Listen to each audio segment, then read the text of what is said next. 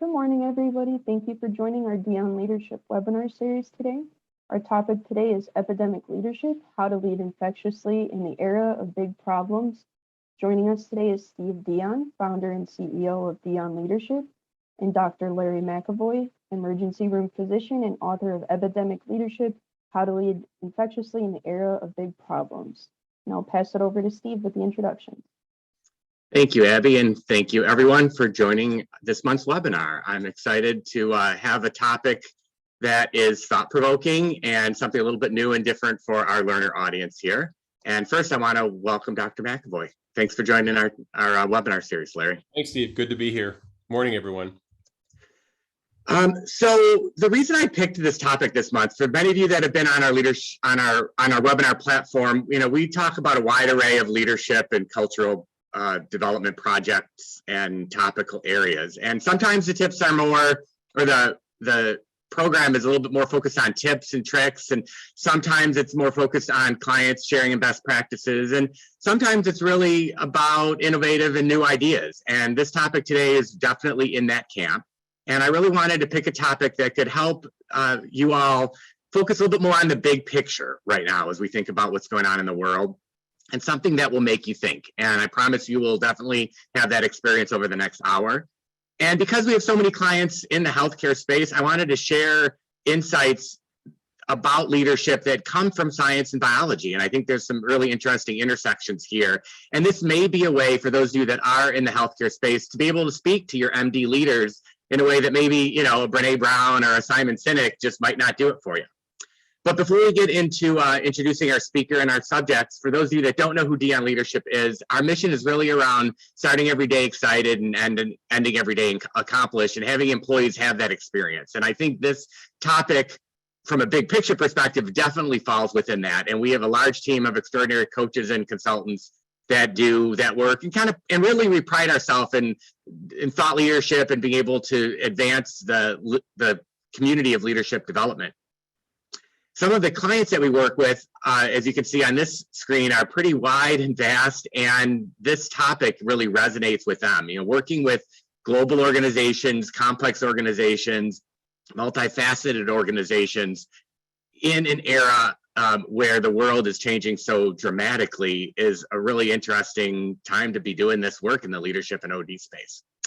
And so while we do individual coaching, executive development, team development, this OD space is really important. And I think that's really where we're going to kind of focus in the intersection of leadership and organizational development today.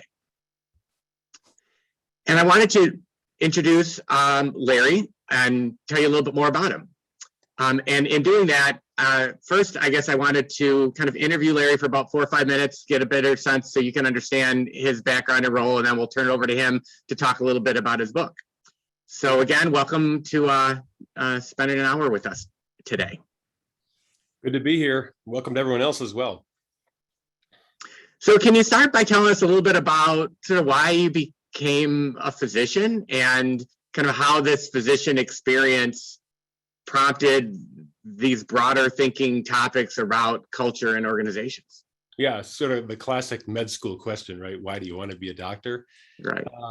For me, medicine has always been two things. One, it's been a chance to interact with people in a healing way. Sometimes that's fix it, right? Broken bone, put it back together. Sometimes it's what's really going on here, but let's help you find your way to a better place.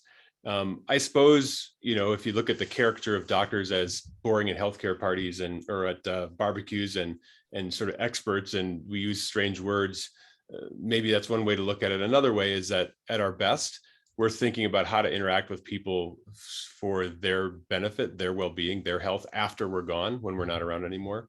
And then the other piece is just about biology. It's fascinating. I mean, when you give someone a medication for pneumonia, you're not really fixing them. They have 300 trillion cells in their body, and you're introducing one little, nuance that, again, together with the other relational pieces that make them want to get healthy and want to get on to their kids' graduation or whatever it is the next day, it works. And at some level, that's mundane. It happens again and again. At another level, it's actually miraculous.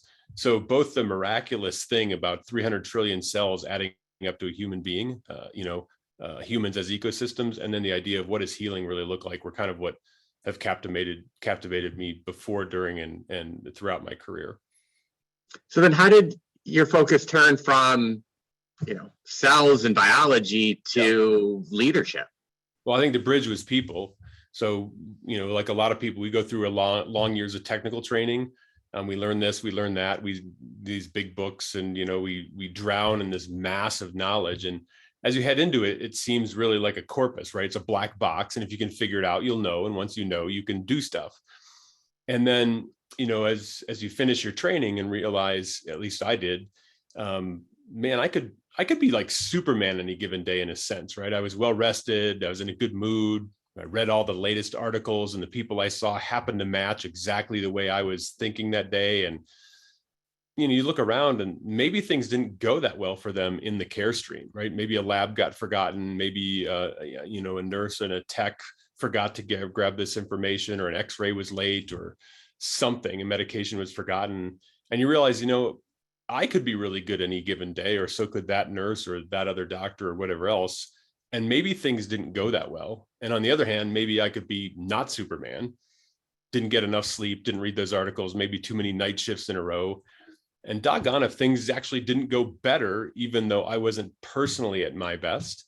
So I got really interested in what helps a team perform at the technically highest level, not just once or twice, all the time. And then you have to look at the fact that in the emergency department in particular, we never have the same day. It's always different.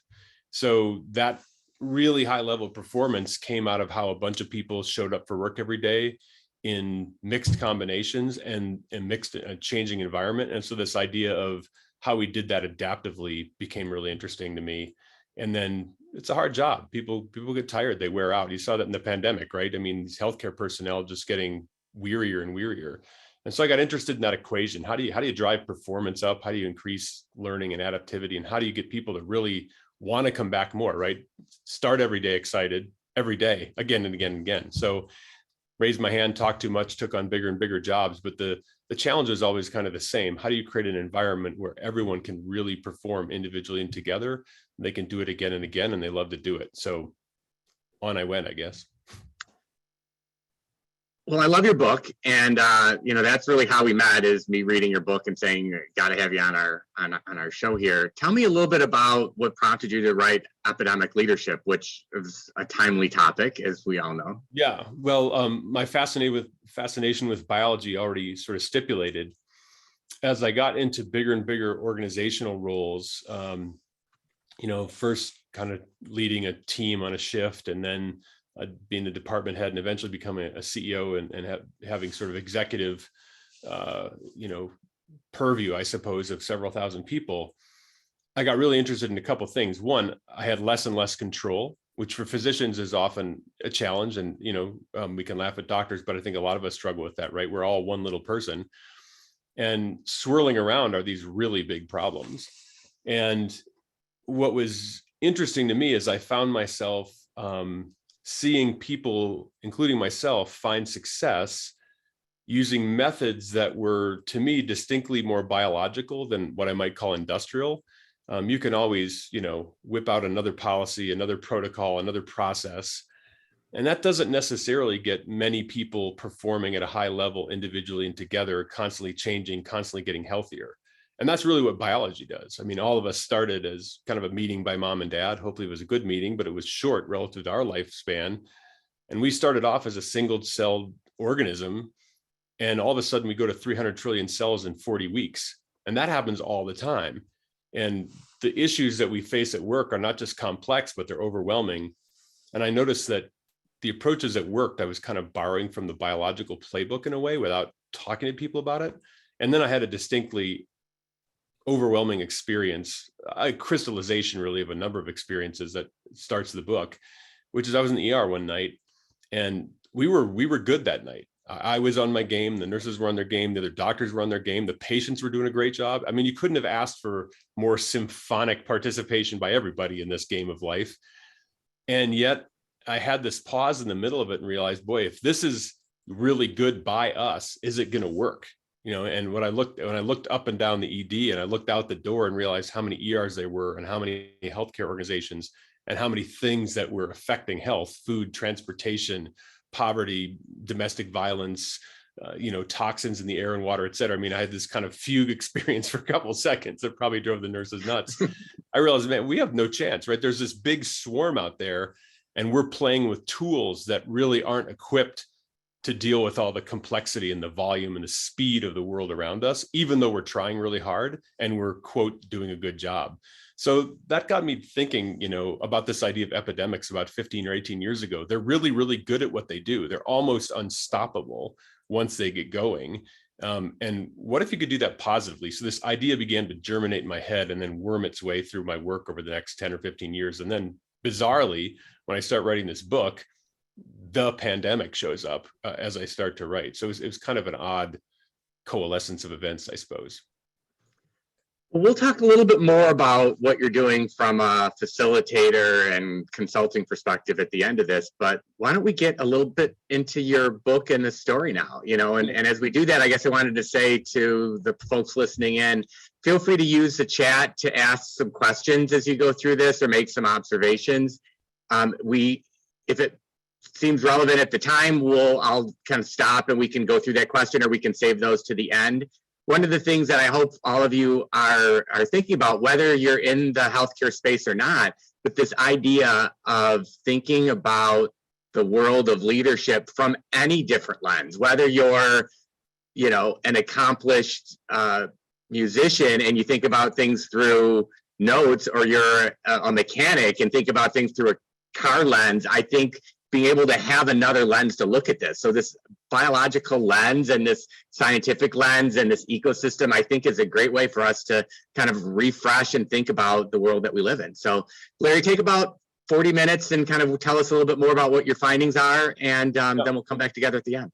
Yeah, we'll do. I'm glad you mentioned that about biology, by the way, because I use this lens sort of as my native language, of course, and one of the points I'll make throughout the next little bit of time here is that biology is, on one hand, it's a lens for me. Yours, it may be tires and it may be finance, and that's great. I'm going to put forth the idea that biology is actually an operating system, and you don't need to have a PhD in biology and understand all the funky stuff to actually use it that way. We just, I think, need to recognize that as humans, we're many things, but one of the things we inextricably are is biological. And when we put us together, we are literally a biological system.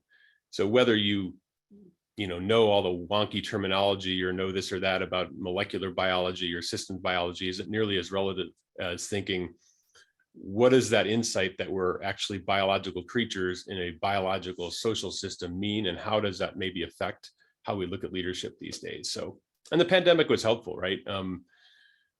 The pandemic is a deep breath for all of us and a lot of learning and, a lot of insight, positive and negative, et cetera. And one of the things we learned in the pandemic itself was this idea of syndemic. Most of us know this word right now, but really it just means epidemics that run together. So if you looked at people, all of us experiencing this outbreak of COVID, this pandemic of COVID, what else ran with that? There were a lot of things that ran with that, both correlated and causal. One was misinformation. Right? That COVID didn't cause misinformation, but misinformation proliferated around the topic and the experience of COVID. Another one would be this idea of polarization and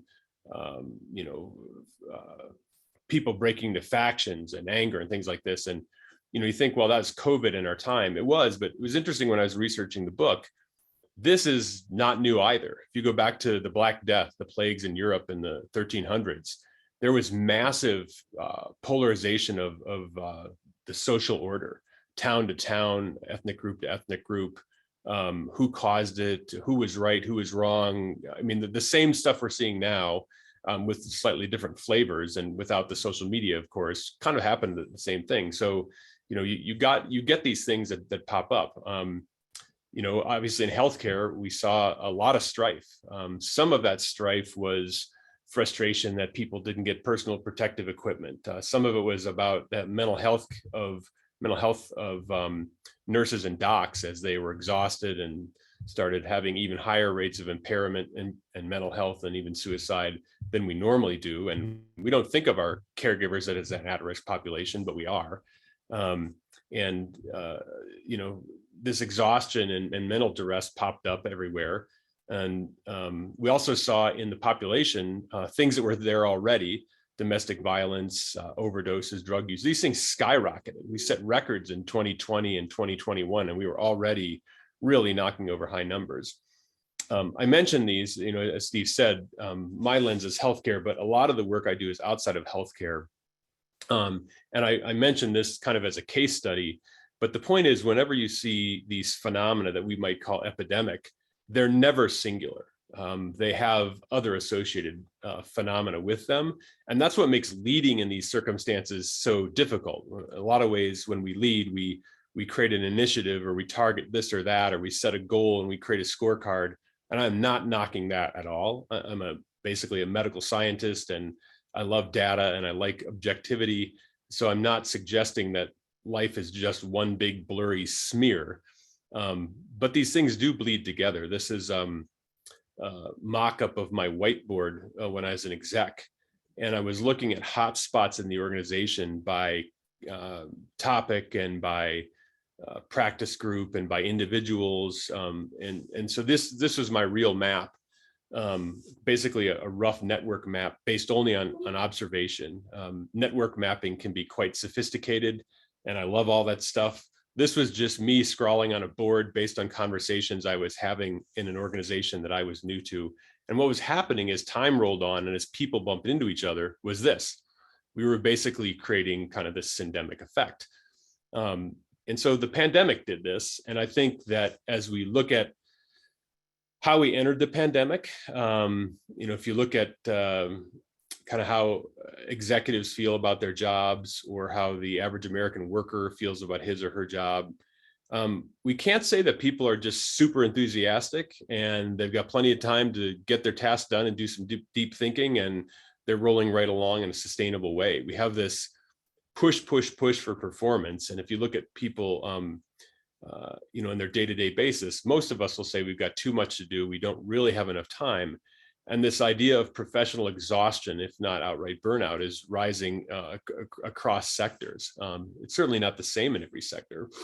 And it's certainly a significant problem in healthcare. And I think what the pandemic plus all of this shows us is that our usual recipe for leading really isn't working anymore, or as well as we need it to, when you look at the macro effect. I'm not suggesting at all for the folks in this webinar that we don't do good things, or that Dion Leadership doesn't teach good skills. And like Steve said, the tips and the tricks aren't there, and we can get better at these things. I'm saying if you sort of look at the big imperative of leadership, which is to make the world a better place and to actually help us build more dynamic companies, more dynamic institutions, whether those are school boards or congresses, and really optimize the potential of the human condition. In some ways, what this virus said is, I'm anonymous. You haven't heard of me. I have no passport. I have no business plan. I have no money. I have no Twitter following. I have no big super PAC funding. And guess what? I ran over you. And at first you didn't think I existed. And then when you did, it was too late. And you tried to stop me, or you argued about stopping me, but I just rolled on. And so if you think of the virus that way, it really sort of paints for us a picture of what success looks like in a term that most of us know, this idea of that we live in a VUCA environment. VUCA is a term that the Army War College coined when the military figured out that the old way of wars, however violent it was at least predictable. People in lines, moving in formations, arguing violently and lethally with other people in lines who behaved by certain rules. And they said, you know what, the world now is different than that. It's very volatile. Things change rapidly, right? One day you're paying attention to a pandemic, and the next Russia is invading Ukraine. It's uncertain. When something happens, do we know what will happen as a result? Do we know with probability that really will happen, or it won't? will we get a vaccine? If we get a vaccine, will people take it? If they take it, will it work? If it really works, is it working because it's the vaccine, or are there other things going on? So all these things add up to the fact that it's not just let's do A and get consequence B. We have to operate in this cloud of probabilities and certainties and uncertainties. And then the complexity is that there are just a lot of intersecting variables that we have to weigh, and that are hard for any one human mind to weigh. And often you can't really even figure them out until you look back. But we live in the now, and we have to think about the near future. And then finally, ambiguity, right? We don't even know when we take an action, is it really good, or is there a mixture of effects, or are we not even certain what effect we're causing?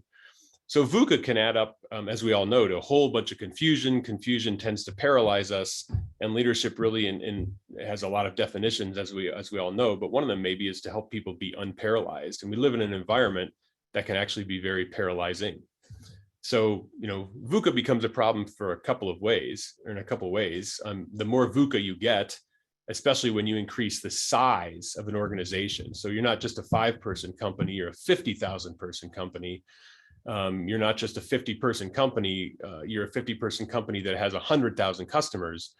As that all happens, and the world is, getting bigger at the corporate level, you have more human interactions. So you have, if you will, more marbles in the box bumping into more marbles. And each time a marble bumps into another marble, a person into a person, we don't have control over what happens when that happens. Issues pop up. We've all seen this before. And of course, infrastructure is required. What you can do by yourself is somewhat limited, but it's simple. And the more that you're trying to create impact and build out, infrastructure, you've got to handle all of that as well. All of that means that leadership itself is, fraught with choices. Are we going to try to become reductive and, simplify things to the point that we're missing the nuance of what a VUCA environment's all about? Or on the other hand, do you get so overwhelmed by the cloud, you're not really even sure where to go? And I think we see both of those things happening. And so some of the lessons from the pandemic for me were that a lot of the tools we use, which are really helpful. I got spreadsheets all over my computer. I love them, right? And this idea of getting people going and being clear about their roles, and sort of this assembly line approach. These tools that maybe we use a lot or have used historically, maybe don't work so much anymore, or aren't sufficient to allow us to flourish in the 21st century. And it's worth asking, what does then, right? Which takes us back to this idea of the pandemic, which was very successful. I mean, we can step back and say that this coronavirus and its collective swarming phenomenon called the pandemic was a mess. And it created a lot of these syndemics, whether it was, political dysfunction, or, the fact that people who are overweight die and get really sick from this thing much easier than those who aren't. If you were to tease that out, and you could spend a couple of days doing it, there were a lot of parallel intertwined effects. But if you step away from that and you say, let's just put the pandemic and the virus on stage as an actor, what did it do? And from its perspective, looking out at the world, coronavirus performed really, really, really well. I mean, any business would like to have the growth that coronavirus is able to pull off. And it did it against resistance. No one said, hey, coronavirus, let's set up a business climate just for you and give you tax credits, and let's give you some really good seed money, and let's load you with superstar CEOs and a whole bunch of venture capital backing. Let's get you some great marketing. Coronavirus was anonymous, right? No one wanted it to survive, especially once it got going. We're like, dude, make this thing go away. And it still thrived. It got everywhere. It got into airplanes. It got into politics. It got into economics. It crashed supply chains. It took down a lot of bodies without limiting its own growth. I mean, it was really, really successful as a biological agent, almost unstoppable, and it even had some really clever nuances. It was very infectious and contagious at the same time that it was also able to create deception and confusion in the target audience that might have been able to stop it sooner, easier, better. And even when that happened, It was very agile, right? It leaped to zoo animals, pet dogs, mink. All the mink farms, for example, in Europe had to be wiped out, quite a few in the US as well. This thing, once we'd get a bead on it, it would just change its DNA sequence. I think it's actually an RNA virus, and different code. I mean, it literally changed its code and said, well, if you're trying to pin me down this way, I'll switch and I'll pop up this way and reinfect some more people. So like all biological things, the adaptivity on this phenomena and on this pathogen were unbelievable. And finally, while we were all getting exhausted and the coronavirus was extending and growing and switching and changing everywhere, if you could interview a coronavirus particle, it was not exhausted. It wasn't like we had Steve or Larry just go 25 hours a day and please, if you can just get to the end of the quarter or the end of the year, then you can get a vacation. It was just kind of going its own pace. And so it mustered all of this firepower in a way that was very sustainable for it and really didn't squeeze it, which kind of takes us back to the first slide Steve showed, right? About starting every day energizing and ending the day accomplished. Coronavirus did that, right? Its performance as a pathogen was impeccable. Its learning was rapid and agile and always on time. And it was sustainable and didn't de-energize. It didn't exhaust itself. Which begs the question, could we actually do this from a leadership perspective? And why was the pandemic so successful? I think in biological terms, or if you wanted to get wonky about it in terms of system science, the virus did maybe what leaders and leadership should start thinking about doing, which is what became and created a self-organizing, self-propagated, adaptive phenomenon, ideally designed for this VUCA world. And so if you were to ask people in your organization as leaders, do you know how to create self-organizing and self-propagating adaptive phenomena that are tailored to your strategy, your operations, and your culture in order to make an impact in your market?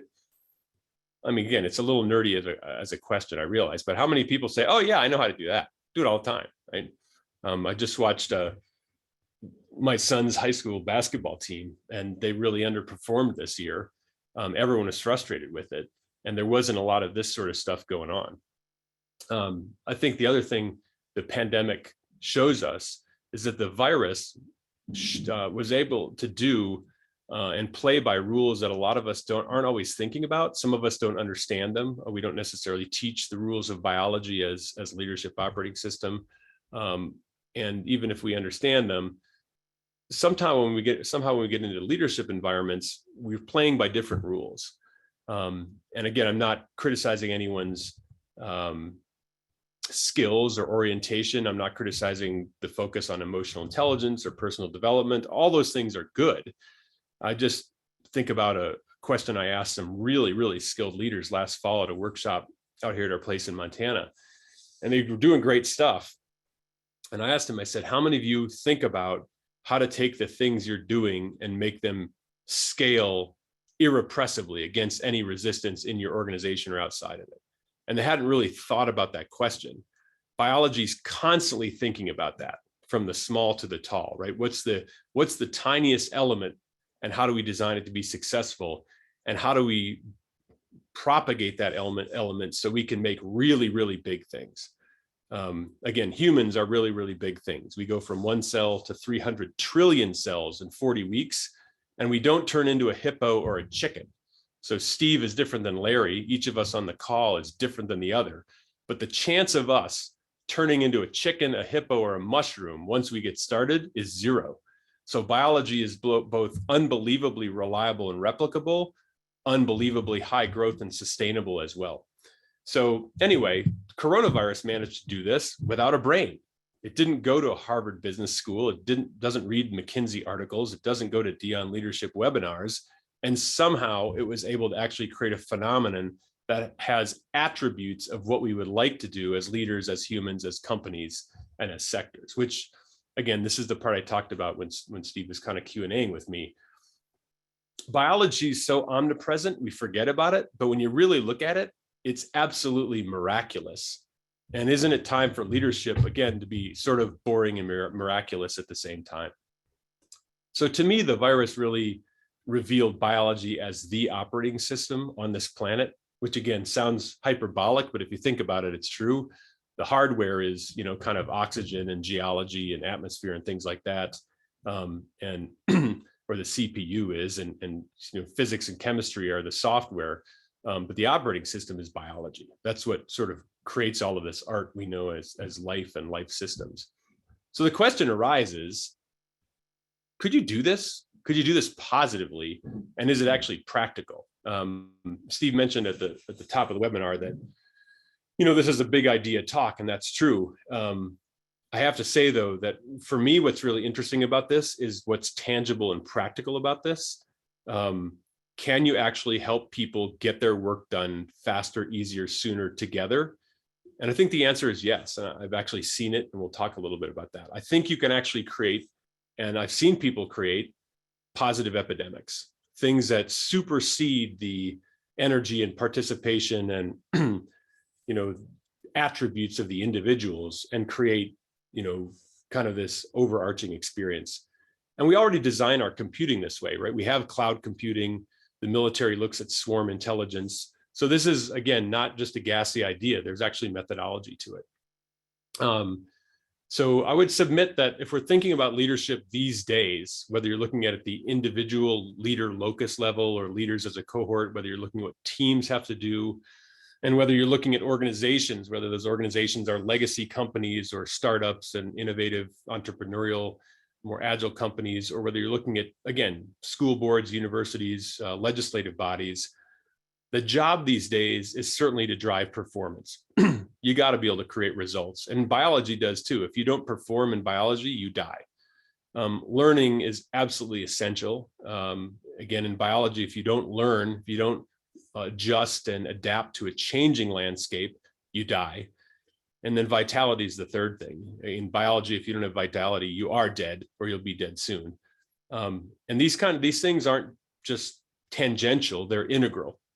In biology, you can't have performance without vitality and learning.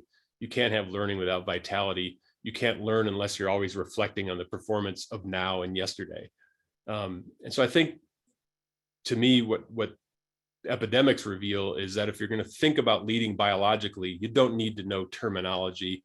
It doesn't mean you can't run a tire shop or a diamond dealership or, be running a nonprofit. It does mean that if you're really going to create an organization that can scale across lots of processes, lots of people, lots of different circumstances, which is what the job is, then you've got to link performing, learning, vitality at every locus all the time. And that's, again, doable, but it takes some thought. So I think about leadership these days as, maybe 20th century on the left, 21st century on the right. This is a long list with a lot of things.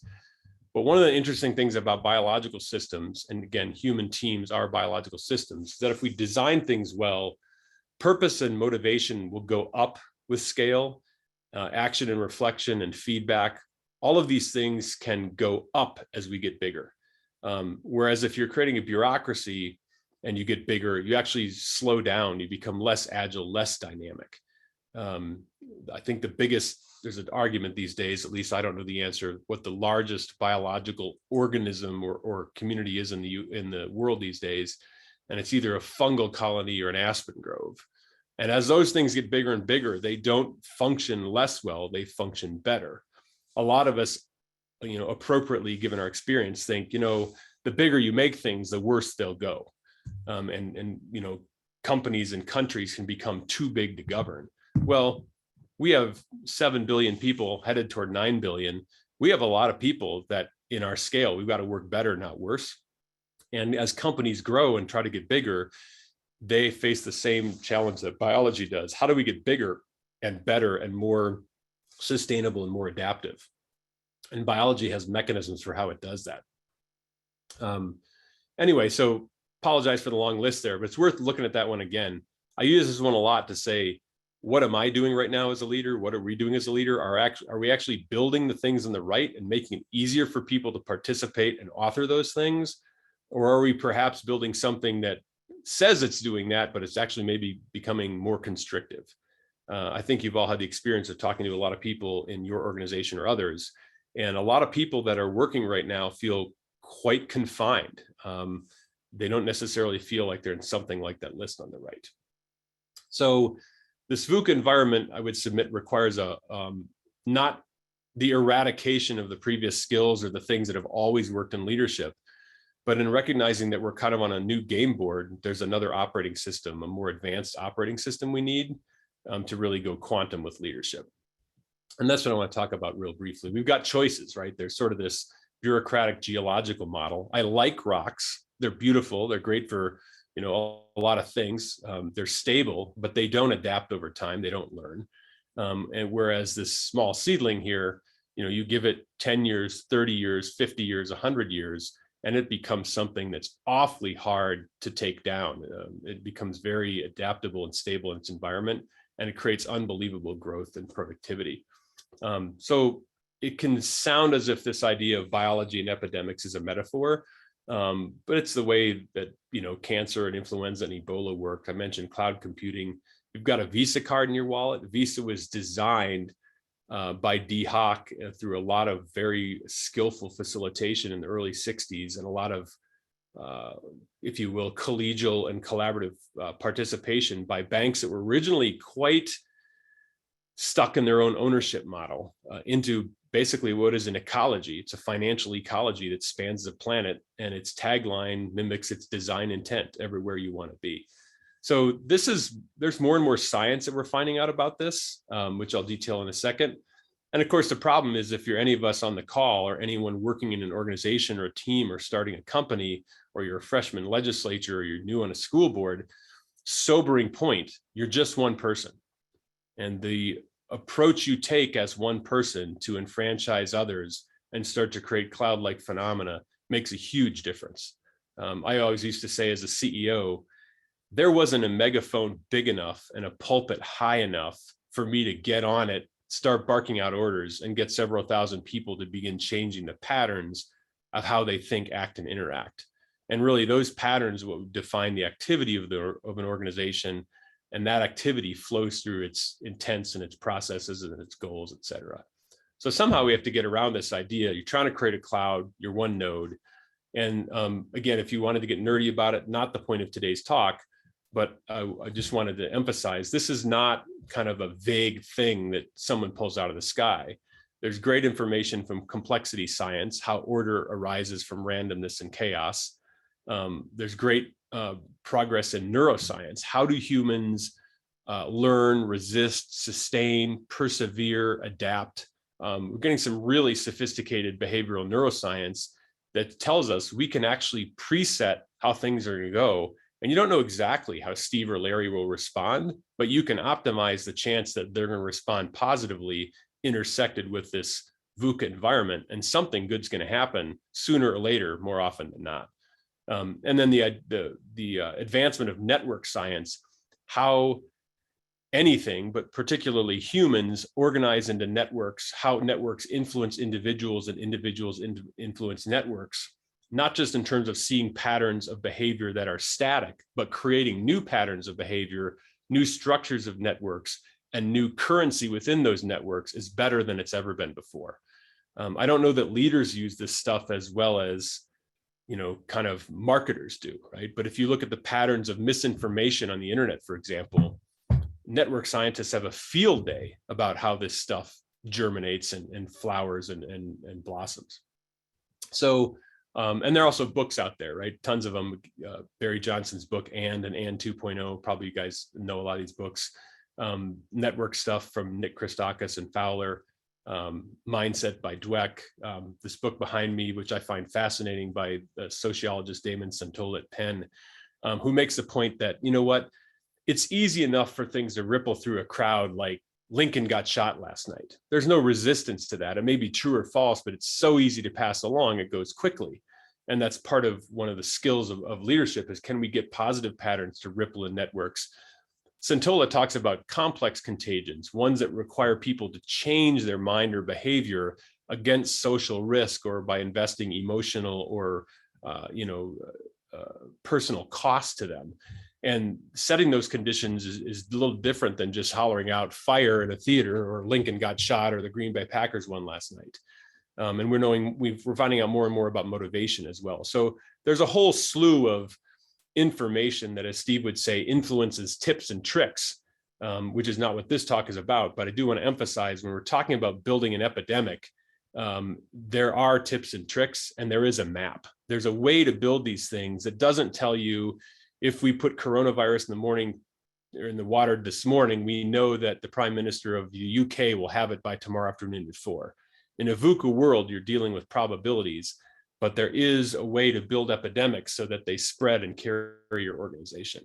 So what really is under these epidemics? It's really, three things. One is there's a pathogen, the kernel of the idea, right? Which might be collaboration or innovation or, running an agile company, whatever it is. And somehow the design of that pathogen has to be converted in certain conditions where it can grow, right? So the idea can actually be alive. If you set the wrong conditions, you kill the idea.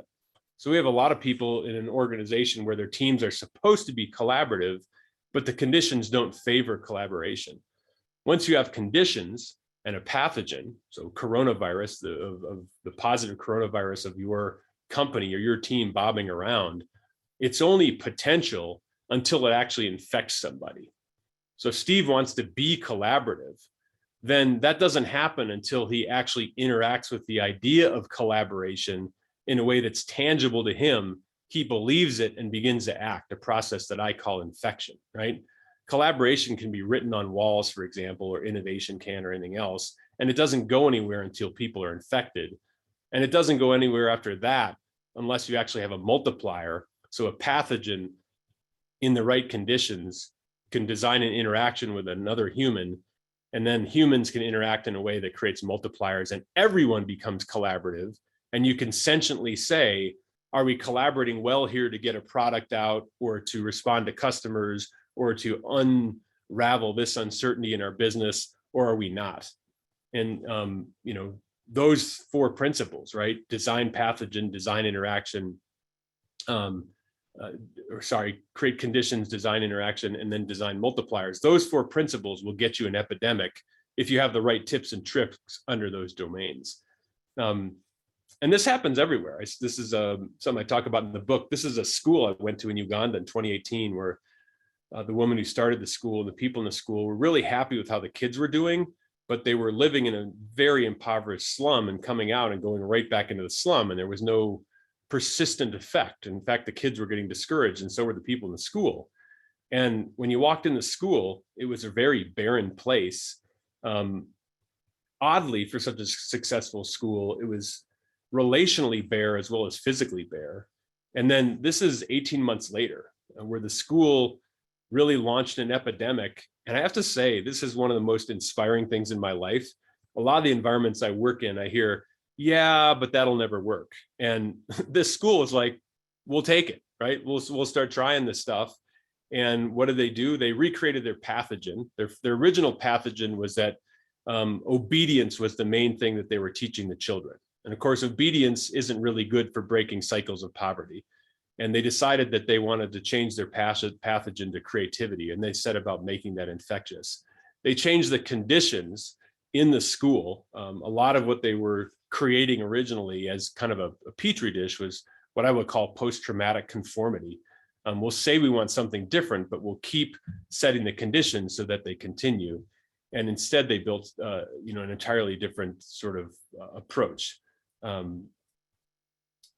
They redesigned their interactions. They went from telling people what was wrong and how to do it and not giving them any freedom, to going off of something I call ACE principles: appreciation, affirmation, curiosity, and empathy. Again, a whole bunch of tips and tricks under that if you're actually building those interactions into a company or a school, which they did. And then they started multiplying it. They started doing it not just in the classroom, but in how they worked with parents in the community, how they worked with other stakeholders, how they built their innovation. They're heading now toward solar. They already have a big computer center set up. They raise food using hydroponics. So they had all these sort of islands where they could do this, and they started knitting this everywhere in between. And really, the effect has been quite impressive. Another example would be in Microsoft, where one of the people I talked to told me, this is a young person, it's not exactly where the kids want to go. And nonetheless, they did create a place where the kids wanted to go. They basically built a social network that grew very rapidly from 90 people to over 1,200. And they ended up solving or moving Microsoft well along on Microsoft's desire to retain and support and leverage young talent. So when you talk about these epidemics, these are things that can be and should be tied to strategic needs, as well as to the needs of, the microparticles known as individual humans. And then my story, both as a physician and as an exec and as a person who's really interested in, can we drive quantum performance, systemic scaled exponential performance, and the same thing with agility and adaptation and learning, and the same thing with vitality, was I saw an organization wake up. This was our pathogen. We called it the trust cycle. It was built in people's native experience of what went well under difficulty and what went disastrously under difficulty. We built skills around it. We trained to this. We let people run through these networks and showed them how to build these network connections. And it worked a ton. As one nurse said, it worked a ton because already there was another pathogen, another epidemic at work called the betrayal cycle, of people feeling betrayed by their work, by each other, by the organization, by life, I suppose. And this was an antidote to that. So I saw, in the organization that I had the privilege to be in, and this was not a place that I grew up in. This was a place that, I left the organization I thought I'd live and die in. And I showed up as the new guy in a single position. And we had, in the recession, so without volume or growth, we had a $100 million turnaround in 2 years and $700 million book of business. We had orthopedists come together to save $3.5 million a year in implant expenses on their own. Our safety increased threefold in 6 months. We had cardiologists who couldn't agree on anything, and they got to unanimous allocation of capital to help us build a service line. And we had things like this pop up all the time, where our trauma team solved really a 12-year dilemma, and they knew the answer to it. This was about getting people off backboards. They knew the answer, and they couldn't get to it for years. And in 48 hours, they figured it out. And the only problem was that the nurse trauma manager was sheepish when she came and told me about it, because she didn't think it would last. And I told her, well, let's get some data and we'll take it to the board to help the board understand kind of how we're doing things here and why that's creating value in the organization. And she had watched it for 8 months because she thought it would collapse back to what it was. And they changed it in 48 hours and it stayed. So we saw some really profound effects. For me, the take home is that, if you're really going to go after healthy environments, again, one's characterized by PLNV, performance, learning, vitality at scale everywhere, leaders have to become epidemic makers. We need sort of an epidemic of these kind of epidemic leaders. Innovation is everywhere, right? It's not just for tech companies or people starting, companies in their garage. And this idea of community, which took such a hit during the pandemic, has to become this ecosystem building capability that leaders and groups of leaders have to create a place where everybody belongs, everybody creates, everybody cares, and everyone stewards the present and the future. And if we do that, who knows what we can create, right? So the pandemic exposed this disintegration of human community. And I think it unveiled, at least for me, how to leverage biology as an operating system to really scale what we need these days. And that this is now an accessible skill for leaders. So I don't know how many of you pay attention to the Crawford Prize. This is a Swedish prize that apparently is complementary to the Nobel Prize. And this gentleman who won it this year at Harvard University in natural history says we live on a microbial planet. We don't think so, but if you look at the number of species and the number of organisms, humans are actually very rare, which is an interesting thought if you think about it. And so it probably start time, at least in my mind, to start thinking and leading the way these microbes act. It may be a better prescription for the present and the future. So I think, Steve, we're done with my prepared remarks and time to have some Q&A, some back and forth. Awesome. Yes. Thanks, Dr. McAvoy. You, I think I have 100 questions I could ask you to probe deeper into this, and we only have about another 10 minutes. So for anybody who has questions, feel free to put them in the chat. I also have a couple here that I want to bring up. We have a few more minutes left. Thank you for kind of a new take on, I guess, what I would consider, as I'm listening to you, is really overarchingly, if you put it in kind of the buckets of some of the work that we do in the talent management space, it's a change management architecture or model, but using some ideas that I don't think come on. Like you said, you wouldn't learn this in business school, and so I guess I wanted to ask you a couple of questions, if you will. In the chat, by the way, we're putting in a link to this book if you're interested in kind of seeing it unpack a little bit further. Also wanted to share that, as you can hear, Larry's a phenomenal speaker, and we have many of our clients that ask us to do keynotes. So if you ever would want Larry to talk to a group of senior leaders to create that spark, that pathogen, to help somebody go, we could start to do some things better or different.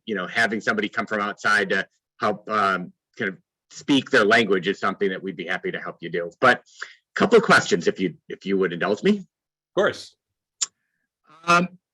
So first, I love your paint a picture of marbles bumping into marbles. And the bigger and more complex organizations are, the more marbles there are bumping into marbles. And the other thing I heard you say to tie to that is just this idea of kind of creating order from randomness and chaos. Yeah. So I just wanted to peel back that a little bit.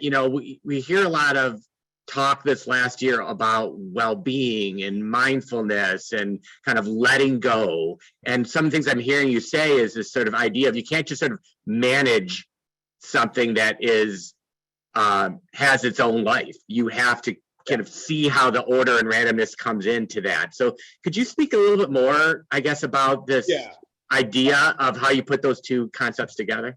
Yeah, I like this question a lot, especially because it makes the precision part of me, and I think a lot of people, kind of queasy, right?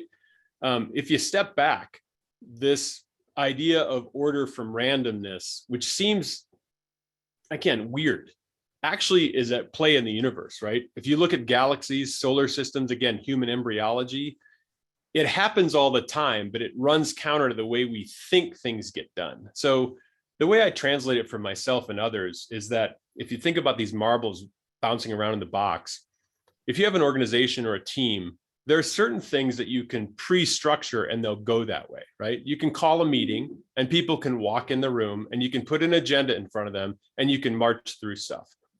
Doing that well is a definite skill, and I'm not saying that you shouldn't have it. What I am saying is this: if you think about all of the times that the people in that meeting, on that team, or in your organization, whether it's 100 people or 1,000 or 10,000, bump into other things that you don't control and you can't see, that's where the math is. And so if you think of an organization of whatever size as a beaker or a petri dish or a bucket, and the people in it are marbles, you may not get to control. In fact, you don't get to control in an absolute number sense, all the collisions, all the times one person bumps into another.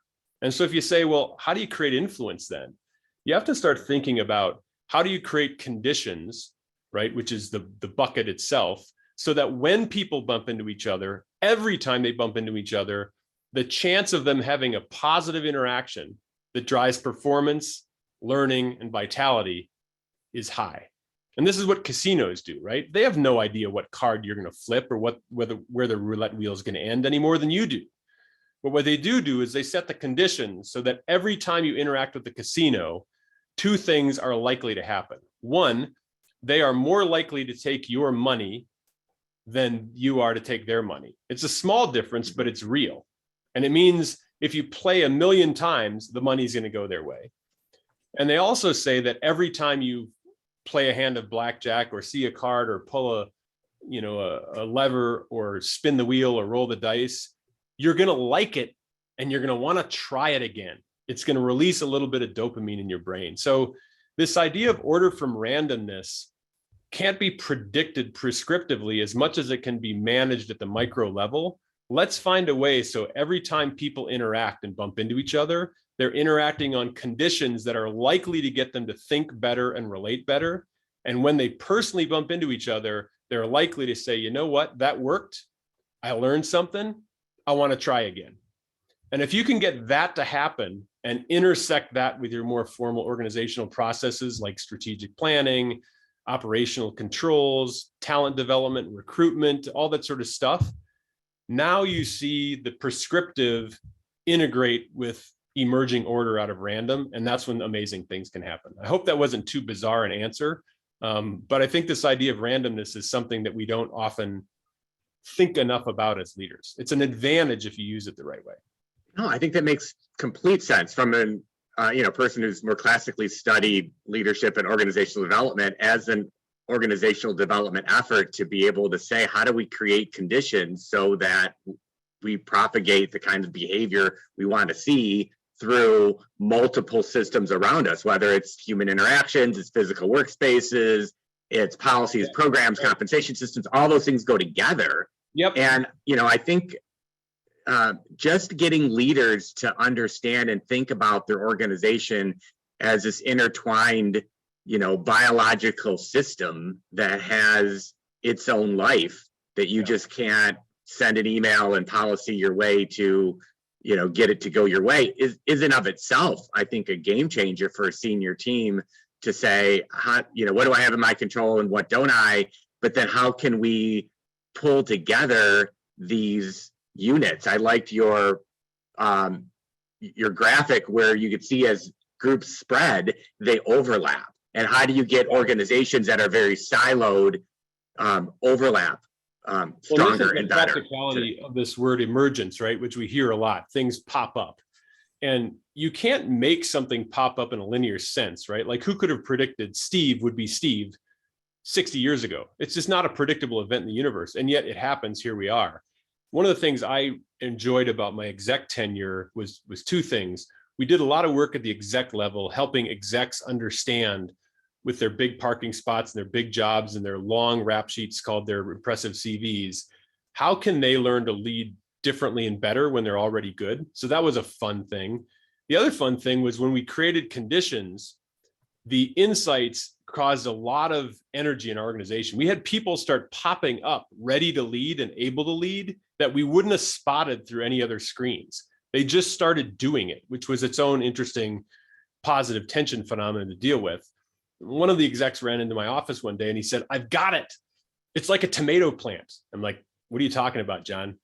And he had drawn a tomato plant. He said, "We're always wanting to pick more tomatoes." I'm like, "Yeah, you're right." And, I guess if the tomatoes are the organization's goals, we need them. There are more tomatoes that we need than we can ever find. And he said, the answer isn't the tomatoes, it's the soil. And he had drawn this elaborate, picture of a tomato plant with this big root network and said, the more we invest in the soil, the better our root network is, the more tomatoes we get. So, it sounds like a simple story, but for him, that was a profound shift in how he saw his role as an executive. Great way to end. And last was to put a shout out of our mission statement on Start Every Day Excited and End Every Day Accomplished to the coronavirus. I never would have thought somebody could have made that, John. So interesting that you did that thing. So to close, tell us a little bit about what you're doing now in your consulting business in the next minute or so, and then we can talk about our next webinar and send people on their way. So macro, what I do now, I look for places and people and organizations that are interested in going quantum. That's the fun part of what I do. We all can, again, get another policy in play and check off a box. I'm interested in working with people and companies and organizations that are really interested in building a better world. What that means, X's and O's, executive coaching, executive team development, board development, those kind of things. Also, I really enjoy working with innovators to start new companies or even new efforts within a company, because that's really fertile ground. You often don't have an operating system yet, so you get to build one, a strategic cultural operating system. And then, for fun, I live in Montana, and sometimes, as you mentioned on a webinar, this stuff can seem maybe conceptual. So we have a piece of land out here in Montana that we bought 25 years ago, and it was very degraded. Its PLV was very poor, whether you looked at it in terms of soil biology or biodiversity of the plant communities or wildlife or human interaction with it. And 25 years later, it's something else. Where there were dry gullies, there are now streams. The biodiversity's gone crazy, and it's just a really relaxing place to be. So we have people out here for these workshops, these epidemic leadership workshops, and they get to meet some interesting people. They're small, 10, 12 people at a time. And as one person said, they get to relax and renew themselves at the same time that their brain sort of wakes up and says, wow, we could run our company or our professional role or our business this way. So those are the things I do. And as you mentioned, I do keynotes as well. I have 4 sons, and they bring home the neurological truth to me every day that dad talking while we listen is not a very good way to learn. So they can't get about 30 seconds and have to go on to other techniques. So anyway, thanks for having me. It's great to be here today. Great. No, thank you so much for spreading your wisdom to our community here. For those of you that are looking for some additional topics, we're doing another webinar, as you can see on the screen here, about recruitment and retention, specific on the recruitment side, and how to bring in the right people in an organization. We're hearing that's an important topic for people right now. So on May 17th at 11 o'clock is our next webinar. Personally, I'm going to be attending and speaking at Purdue's Dismantling Bias Conference next week. So if anybody online happens to be at that conference, please find me. And if not, and you're interested in kind of understanding what they're doing, this is our 3rd annual conference that Purdue's putting on this topic of dismantling bias, and really interested in being part of that community. Then look for more thought leadership articles. We have a few different things coming out, podcast, and you'll be seeing it from our email and social media things as well. So thanks again for everybody's time and attention. And thank you again, Larry, for joining us today. Thank you. As I like to say to everybody, swarm on. Look forward to hear from more of you. And thanks for joining us today. Bye now. Take care.